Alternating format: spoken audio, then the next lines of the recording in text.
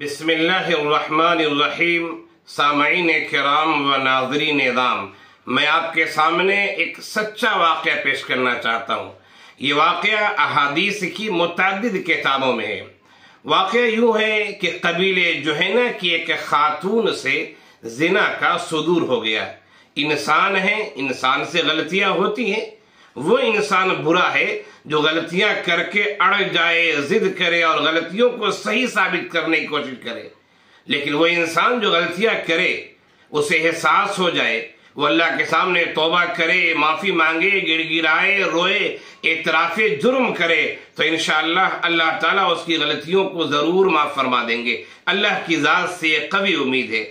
اللہ تعالیٰ نے توبے کا دروازہ کھول رکھا ہے، اور یقیناً انسان سچے دل سے توبہ کرے تو اللہ تعالیٰ معاف فرما دیتے ہیں۔ خیر، میں یہ کہنا چاہ رہا ہوں کہ اللہ کے رسول صلی اللہ علیہ وسلم کا زمانہ ہے، عہد نبوی ہے، اور قبیلے جوہینہ کی ایک خاتون سے زنا کا صدور ہو جاتا ہے اور حمل ٹھہر جاتا ہے۔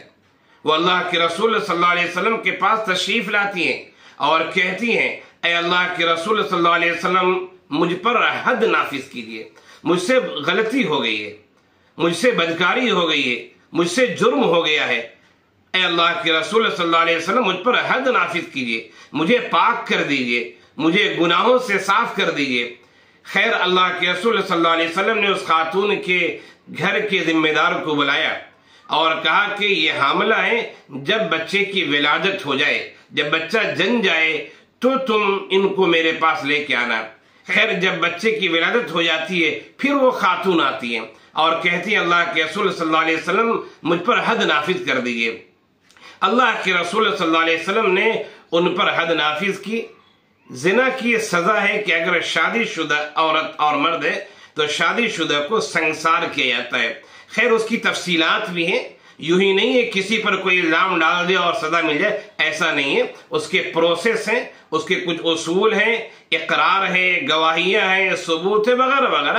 خیر، ان تفصیلات میں جانا نہیں چاہتا، لیکن یہ کہ انہوں نے اقرار کیا، قبیلے جوہینہ کی خاتون نے، کہ مجھ سے غلطی ہوئی ہے اور اللہ کے رسول مجھ پر حد نافذ کیجیے۔ اللہ کے رسول صلی اللہ علیہ وسلم نے ان پر حد نافذ کی، انہیں سنسار کیا گیا، اور پھر بعد میں اللہ کے رسول صلی اللہ علیہ وسلم نے خود ان کی نماز جنازہ پڑھائی۔ اللہ اکبر! نبی جس کی نماز جنازہ پڑھائیں، اب سوچیں، اللہ کے رسول صلی اللہ علیہ وسلم نے جب نماز جنازہ پڑھائی تو ایک صحابی نے، حضرت عمر بن خطاب رضی اللہ عنہ نے کہا، اے اللہ کے رسول صلی اللہ علیہ وسلم، آپ نے اس بدکاری کرنے والی خاتون کی، عورت کی نماز پڑھائی ہے۔ تو اللہ کے رسول صلی اللہ علیہ وسلم نے ایک جملہ کہا، وہ جملہ سننے کا ہے۔ آپ صلی اللہ علیہ وسلم نے فرمایا، حضرت عمر رضی اللہ عنہ کو اور لوگوں کو خطاب کرتے ہوئے، لَقَدْ تَابَتْ تَوْبَةً لَوْ قُسِمَتْ بَيْنَ 70 مِنْ أَهْلِ الْمَدِينَةِ لَوَسِعَتْهُمْ۔ اس خاتون نے ایسی سچی پکی توبہ کی ہے کہ اس توبے کو اگر مدینے کے 70 لوگوں پر تقسیم کر دیا جائے، 70 گنہگار لوگوں، ان پر اس توبے کو تقسیم کر دیا جائے تو یہ توبہ ان 70 لوگوں کے لیے کافی ہو جائے۔ اللہ اکبر!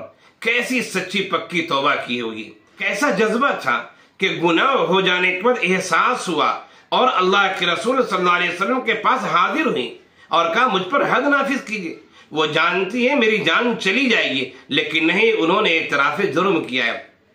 یقیناً صحابہ کرام کے واقعات سے، اہل اللہ کے واقعات سے اور اچھے واقعات سے ہمیں بہت کچھ سیکھنے کا موقع ملتا ہے۔ ایک بات تو یہ غور کیجیے کہ اللہ کے رسول صلی اللہ علیہ وسلم نے تاریخی جملہ کہا کہ لَقَدْ تَابَتْ تَوْبَةً لَوْ قُسِمَتْ بَيْنَ 70 مِنْ أَهْلِ الْمَدِينَةِ لَوَسِعَتْهُمْ۔ ایسی توبہ کی کہ مدینے کے 70 لوگوں پر توبہ تقسیم کر دی جائے تو ان کے لیے کافی ہو جائے۔ ذرا سوچیں کیسی توبہ ہوگی۔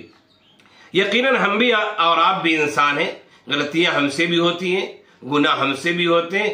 ہمیں بھی چاہیے کہ ہم اللہ کے حضور روئیں، گڑ گڑائیں، اعتراف جرم کریں، معافی مانگے۔